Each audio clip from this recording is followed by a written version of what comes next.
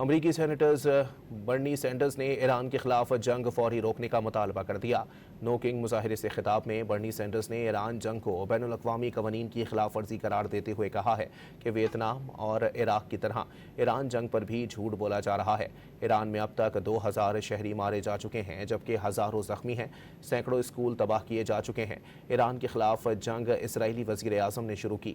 ہمیں امریکہ میں بادشاہت نہیں چاہیے، ایک شخص نے ملکی قوانین کو ہاتھ میں لے رکھا ہے۔ امریکی سینیٹرز برنی سینڈرز نے ایران کے خلاف جنگ فوری روکنے کا مطالبہ کر دیا۔ نو کنگ مظاہرے سے خطاب میں برنی سینڈرز نے ایران جنگ کو بین الاقوامی قوانین کی خلاف ورزی قرار دیتے ہوئے کہا ہے کہ ویتنام اور عراق کی طرح ایران جنگ پر بھی جھوٹ بولا جا رہا ہے۔